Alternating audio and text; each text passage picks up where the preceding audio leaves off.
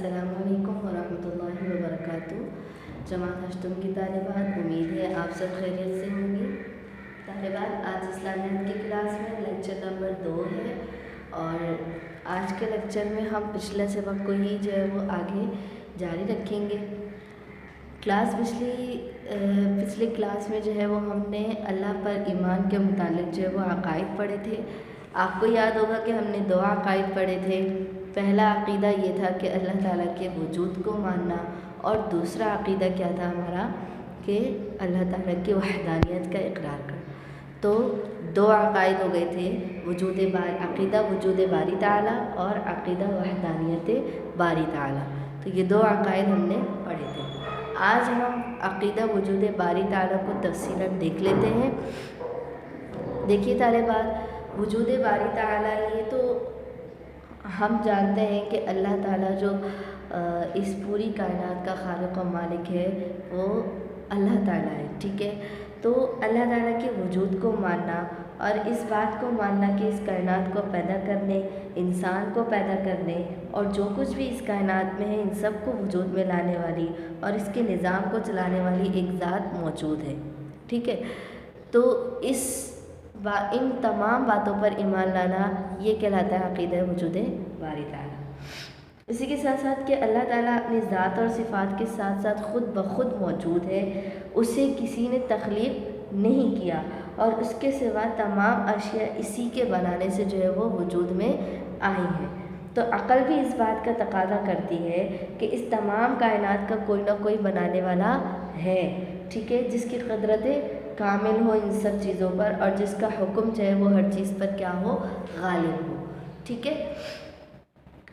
तो ये अक़ीदा जो है वो हमारा होना चाहिए कि अक़ीदा वजूद बारी ताला कि अल्लाह ताला मौजूद है, बज़ाते ख़ुद मौजूद है और इस कायनात को जो है वो अल्लाह ताला ने ही तख्लीक़ किया है और इस कायनात का जो सारा निज़ाम है वो कौन चला रहा है, अल्लाह ताला, ठीक है। अब वो लोग जो ये कहते हैं कि इस कायनात को बनाने वाला कोई नहीं और ये कायनात जो है वो बग़ैर किसी के बनाने वाले के ख़ुद ब खुद वजूद में आ गई है, यानी कि वो लोग ये कहते हैं कि अल्लाह ताला का कोई वजूद नहीं है, महज़ अल्लाह जो है वो एक फ़र्ज़ी ज़ात है जिसका तसव्वुर जो है वो इंसानी दिमाग ने जो है वो किया हुआ है।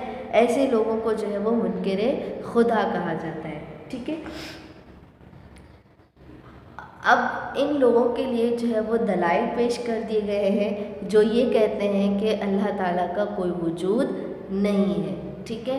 तो एक दलील तो ये देख लीजिए कि वो लोग जो ये बातें करते हैं कि अल्लाह ताला का कोई वजूद नहीं है और कायनात जो खुद ब खुद वजूद में आ गई है, तो इनकी ये बात न सिर्फ जो है वो अक़ल के ख़िलाफ़ है बल्कि जो हकीकत है, सच्चाई है, मुशाहिदे के भी क्या है, यकसर ख़िलाफ़ है, उसका इनकार है। हम दिन और रात में जो है वो हज़ार बार इस बात का मुशाहिदा करते हैं कि एक छोटी सी छोटी चीज़ भी बग़ैर किसी बनाने वाले की मेहनत के वजूद में नहीं आ सकती।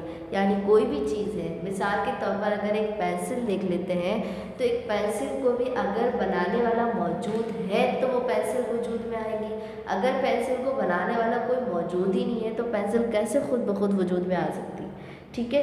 तो जब ये छोटी से छोटी चीज़ें, दुनियावी चीज़ें ख़ुद ब खुद वजूद में नहीं आ सकती तो इतनी बड़ी कायनात और उसमें आसमान और उसमें मौजूद सितारों सैयारों का निज़ाम, ज़मीन और उसमें मौजूद मादनियात, नबातात के बेशबहा ख़जाने, ये तमाम जो है वो पहाड़ों की तवील और पुरपेश सिलसिले, आसमान से बातें करती है चोटियाँ, ठीक है, हवाओं का ये तूफ़ान और ये बड़े बड़े समंदर जो कैसे बग़ैर किसी बनाने वाले के वजूद में आ गया, ठीक है। और अगर जो है वजूद में आ भी गया है, बिलफ़र्ज़ ये तमाम चीज़ें ख़ुद ब खुद से वजूद में आ भी गई हैं, तो अब तक ये सारे निज़ाम जो है वो बग़ैर किसी संभालने वाले के कैसे कायम दायम, ठीक है। तो यकीनन इसमें जो मौजूद लातादाद किस्म की मखलूक़ात है वो वजूद बारी ताला पर जो है वो एक अटल दलाइल हैं जिनसे जो है वो किनारा कशी करना, चश्मपोशी करना जो है वो हर धर्मी के सिवा कुछ नहीं है। इसकी मिसाल अगर हम ऐसे भी ले लेते हैं कि मिसाल के तौर पर कोई इदारा है, कोई स्कूल है, कोई यूनिवर्सिटी है या फिर जो है वो कोई हॉस्पिटल है, कोई सा भी इदारा है, उसको बनाया गया है, ठीक है, किसी ने भी बनाया, वो बना दिया गया। अब اس کا نظام جو ہے وہ چلانے والے موجود ہوں گے تو اس کا نظام چلے گا۔ اب جب نظام چلانے والے ہی نہیں ہیں تو اسکول یا ایک ہاسپٹل خود بخود اس کا نظام کیسے چل سکتا ہے؟ تو یہی بات اگر ہم اپنی عقل پر زور دیں اور غور کریں تو ہمیں یہی بات سامنے آتی ہے کہ اگر بالفرض اگر یہ کائنات خود بخود وجود میں آ گئی ہے اور یہ تمام چیزیں خود بخود وجود میں آ گئی ہیں تو اتنا بڑا نظام کہ دن اور رات کا اپنے وقت پر آنا اور جانا، ٹھیک ہے، سورج چاند ستاروں کا اپنے اپنے مداروں پر گھومنا، اور یہ تمام چیزیں جو ہے وہ جو ایک نظام، ایک منظم نظام جو چل رہا ہے، یہ بغیر کسی چلانے والے کے کیسے چل سکتا ہے؟ ٹھیک ہے، تو یہ جو ہے وہ تمام چیزیں عقل اس بات کا جو ہے وہ تقاضا کرتی ہے کہ یہاں جو ہے وہ کوئی نہ کوئی ذات موجود ہے جو اس نظام کو چلا رہی ہے۔ اور انہی جو ہے وہ باتوں پر جو ہے وہ قرآن مجید میں اللہ تعالیٰ کے وجود کا اس طرح سے استدلال کیا گیا ہے کہ یہاں پر جو ہے وہ 2 آیتیں میں نے جو ہے وہ لکھی ہیں دلیل کے طور پر کہ صنع اللہ الذی اتقن کل شیء۔ کیا مطلب ہوا کہ یہ اللہ تعالیٰ کی کاریگری ہے، صنع اللہ الذی، کہ یہ اللہ تعالیٰ کی کاریگری ہے، الذی اتقن کل شیء، جس نے ہر چیز کو جو ہے وہ خوب پختہ طور سے بنایا، یعنی اس نے صرف تخلیق نہیں کیا بلکہ مضبوط بھی بنایا، پختہ بھی بنایا۔ ٹھیک ہے، یہ قرآن کریم سے جو ہے وہ ہمیں دلیل ملتی ہے کس کی؟ اللہ تعالیٰ کے وجود کی۔ اسی طرح دوسری آیت ہے ما تری فی خلق الرحمن من تفاوت۔ کیا مطلب ہوا کہ رحمان کی کاریگری میں تم کوئی فرق نہیں پاتے ہو۔ کاریگری کا مطلب ہوتا ہے کہ جو اس نے یہ تخلیق کیا ہے، یہ سب، یہ جو کائنات ہے اس کے اندر موجود یہ سیارے، ستارے، پہاڑ، سمندر، یہ سب چیزیں جو اس کی تخلیق شدہ مخلوق ہے، ٹھیک ہے، تو یہ اس میں آپ لوگوں کو کوئی بگاڑ نظر آتا ہے؟ اس میں آپ کو کوئی فرق نظر آتا ہے؟ ٹھیک ہے، تو اس میں یہاں اللہ تعالیٰ یہ فرما رہے ہیں کہ یہ جو رحمان کی جو کاریگری ہے، اس کی جو تخلیق کاری ہے، اس میں آپ کو کوئی فرق، کوئی امتیاز، کوئی بگاڑ نظر نہیں آئے گا۔ پھر جو ہے وہ دلیل کے طور پر، تنبیہ کے طور پر انسان سے پوچھا جا رہا ہے فرجع البصر، کہ تم پھر سے دوبارہ جو ہے وہ اپنی نظریں دوڑاؤ، هل تری من فطور، کیا تمہیں جو ہے وہ اس میں کوئی دراڑ دکھائی دیتی ہے، یا تمہیں جو ہے وہ اس میں کوئی بگاڑ نظر آتا ہے، یا پھر تمہیں اس میں کوئی فساد نظر آتا ہے؟ ٹھیک ہے، انسان کو تنبیہاً پوچھا گیا کہ جب تم اس پوری کائنات پر جو ہے وہ نظر دوڑاؤ تو کیا تمہیں اس میں کوئی بگاڑ نظر آتا ہے؟ نہیں نظر آتا۔ تو یہاں پر جو ہے وہ دلیل مل جاتی ہے کہ جب ہم اس کائنات پر نظر دوڑاتے ہیں اور اس میں موجود اشیاء پر غور و فکر کرتے ہیں تو ہمیں جو ہے واضح طور پر اس بات کا جو ہے وہ اشارہ ملتا ہے کہ ان تمام چیزوں کو بنانے والی کوئی نہ کوئی ذات موجود ہے، اور ان تمام چیزوں کا جو منظم نظام چل رہا ہے اس کے چلانے کے لیے بھی ایک ذات موجود ہے، اور وہ ذات کون ہے؟ اللہ تعالیٰ۔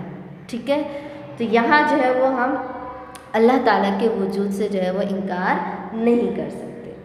ٹھیک ہے، اسی طرح اس کی ایک مثال ہم ایسے بھی لے سکتے ہیں کہ دیکھیے کہ اگر جو ہے وہ دنیا میں کوئی بھی بادشاہ ہے اور اس کا محل ہے، آپ نے دیکھا ہوگا، محل کے بارے میں سنا بھی ہوگا کہ اس کے اندر مختلف طریقے کے بالا خانے ہوتے ہیں، کمرے ہوتے ہیں، ٹھیک ہے، قسم قسم کے فرش اور قالین بچھے ہوئے ہوتے ہیں، حوض اور فوارے اس میں ہوتے ہیں، ٹھیک ہے۔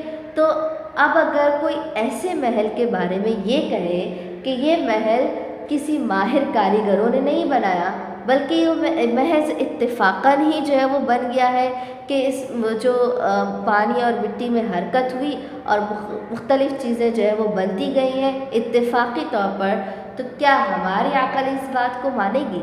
نہیں۔ جب دنیاوی چیز میں ہماری عقل اس بات کو نہیں مانتی تو پھر اتنی بڑی کائنات اور اس میں اتنی ساری چیزیں اپنے اوقات میں جو کام کر رہے ہیں اپنے مقررہ اوقات میں، تو یہ کیسے بغیر کسی ایک ذات کے ممکن ہے؟ ٹھیک ہے طالبات،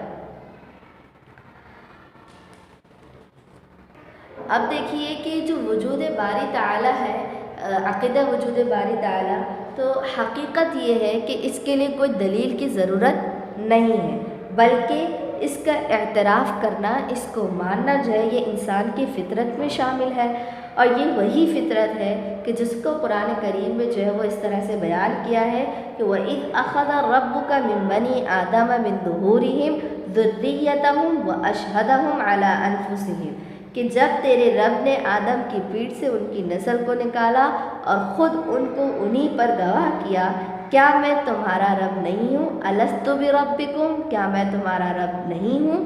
قَالُوا بَلَىٰ، سب بول اٹھے کہ ہاں ہم گواہ ہیں، شہدنا، ہم گواہ ہیں کہ آپ ہی ہمارے کیا ہے؟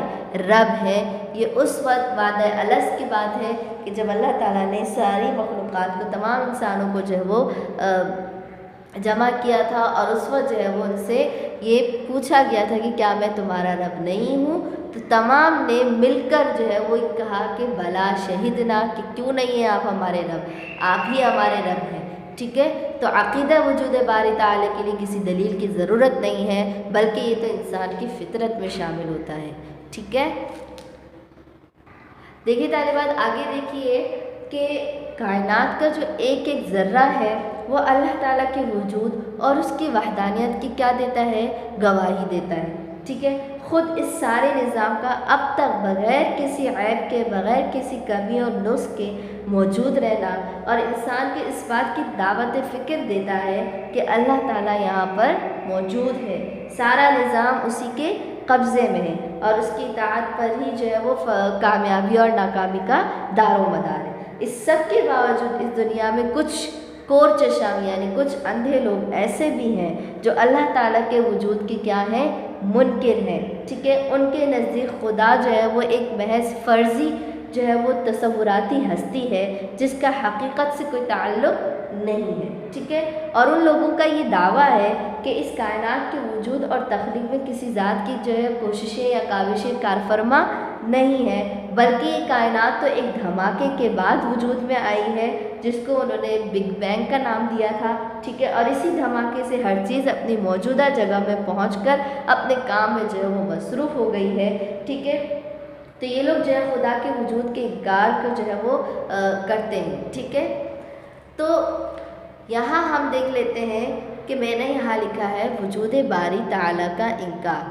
تو کچھ لوگ ایسے بھی ہیں، یعنی میں نے آپ کو بتایا کچھ کور چشم ایسے لوگ بھی ہیں جو اللہ تعالیٰ کے وجود کا انکار کرتے ہیں، اور اللہ تعالیٰ یعنی وہ یہ کہتے ہیں کہ یہ تو تصوراتی ہستی ہے، کہ فینٹیسی ہے۔ ٹھیک ہے، تو اس طرح کے لوگ جو یہ کہتے ہیں کہ اللہ تعالیٰ کا کوئی وجود نہیں ہے اور یہ کائنات خود بخود وجود میں آ گئی ہے، وہ دہریت کے ماننے والے کہلاتے ہیں، یعنی دہریہ کہلاتے ہیں۔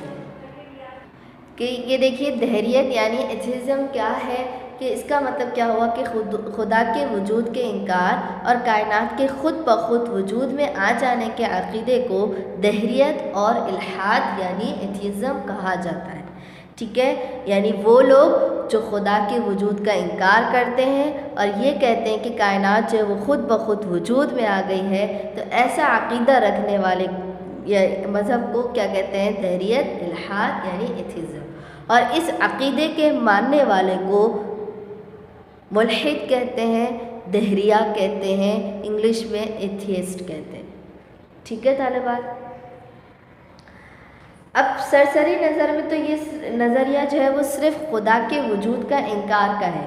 دیکھا جائے، اگر یہ نظریہ دیکھا جائے تو اس سے صرف یہ بات سمجھ میں آتی ہے کہ یہ لوگ جو ہے وہ خدا کے وجود کا انکار کرتے ہیں، لیکن در حقیقت یہ صرف خدا کے وجود کا انکار نہیں ہے، بلکہ یہ سزا، جزا، قیامت، جنت، جہنم سب کا انکار ہے۔ کیسے؟ اس طرح سے کہ یہ لوگ کہتے ہیں کہ خدا کا کوئی وجود ہی نہیں ہے، تو جب کوئی وجود ہی نہیں ہے تو پھر اطاعت کس کی جائے، نافرمانی کس کی جائے؟ ٹھیک ہے، جب کسی کی نافرمانی سے، جب کسی کی اطاعت اور نافرمانی کا ہی کوئی تصور ہی نہیں، تو پھر جزا اور سزا کا کیا تصور؟ ٹھیک ہے، پھر جنت اور جہنم کس فائدے کے لیے ہے؟ تو یعنی یہ ہر طریقے سے ہر چیز کا جو ہے وہ انکار ہو گیا، قیامت کا بھی، جنت جہنم کا بھی۔ ٹھیک ہے، اور اطاعت و نافرمانی ہر چیز کا جو ہے وہ انکار ہوتا ہے۔ اور چونکہ یہ لوگ کہتے ہیں کہ کائنات خود بخود بنی ہے تو کسی کے بنانے سے جو ہے وہ وجود میں نہیں آئی ہے، تو کسی کو اس کے ختم کرنے پر بھی کوئی اختیار، کوئی قدرت نہیں ہے، ٹھیک ہے۔ یعنی کہ اب یہ کائنات، وہ لوگ کہتے ہیں کہ کائنات خود بخود بن گئی ہے، تو اب یہ کائنات کیسے ختم ہوگی، کون ختم کرے گا؟ وہ کہتے ہیں اس پر کسی کا اختیار نہیں ہے۔ یعنی ایک طریقے سے یہ قیامت کا بھی جو ہے وہ تصور فرضی سمجھتے ہیں اور اس کا بھی انکار کرتے ہیں۔ یعنی کہ وہ ہمارا یہ عقیدہ ہوتا ہے کہ یہ کائنات اللہ تعالیٰ نے بنائی ہے اور ایک دن قیامت برپا ہوگی اور یہ تمام کائنات جو ہے وہ ختم ہو جائے گی، یہ ہمارا عقیدہ ہے، ٹھیک ہے۔ لیکن دہریت کے ماننے والے یعنی خدا کے وجود کا انکار کرنے والے لوگ جو ہے وہ ایک طریقے سے قیامت، جنت، جہنم، ہر چیز کا کیا کرتے ہیں؟ انکار کرتے ہیں۔ کیسے؟ کہ وہ لوگ کہتے ہیں کہ خدا کا کوئی وجود نہیں ہے، تو جب خدا کا کوئی وجود نہیں ہے تو پھر کس کی اطاعت کی جائے، کس کی نافرمانی کی جائے؟ اور جب کسی کی اطاعت اور نافرمانی کا کوئی تصور نہیں تو پھر جزا اور سزا کا کیا تصور؟ پھر جنت اور جہنم کس فائدے کے لیے؟ ٹھیک ہے۔ اور جب یہ سب چیزیں نہیں ہیں تو پھر جو ہے وہ جب وہ لوگ کہتے ہیں کہ کائنات خود بخود وجود میں آ گئی ہے تو پھر اس کو ختم کرنے پر بھی کسی کا اختیار نہیں ہے، یعنی ایک طریقے سے انہوں نے قیامت کا بھی کیا کر دیا؟ انکار کر دیا۔ سمجھ آ گئی؟ اب دیکھیے کہ دہریت اور جو الحاد ہے یہ صرف انسانی فطرت کے خلاف نہیں ہے، بلکہ یہ حقیقت اور مشاہدے کے بھی اکثر کیا ہے؟ خلاف ہے۔ کہ اگر تھوڑی دیر کے لیے تصور کر لیا جائے کہ کائنات بغیر کسی بنانے والے کے ایک دھماکے سے کیا ہو گئی؟ وجود میں آ گئی، ٹھیک ہے، تو پھر ایک چھوٹے سے مکان کی تعمیر کے لیے، چاہے وہ 1 کمرے کا ہی کیوں نہ ہو، 2 کمرے کا ہی کیوں نہ ہو، اس کو بنانے کے لیے وہ چھوٹا سا مکان کائنات کے کسی بھی کونے میں سما سکتا ہے، آ سکتا ہے، تو اس کو بنانے کے لیے اتنے بڑے بڑے کاریگروں کی اتنی بڑی کثیر تعداد میں کیوں ضرورت پڑتی ہے؟ پھر انجینئروں اور ان کے بنائے ہوئے نقشوں کی کیوں ضرورت محسوس ہوتی ہے؟ پھر یہ تمام مکانات جو ہیں، یہ تمام عمارتیں ہیں، یہ تمام سڑکیں بغیر کسی بنانے والے کے ایک دھماکے سے ہی وجود میں کیوں نہیں آ جاتی؟ ٹھیک ہے۔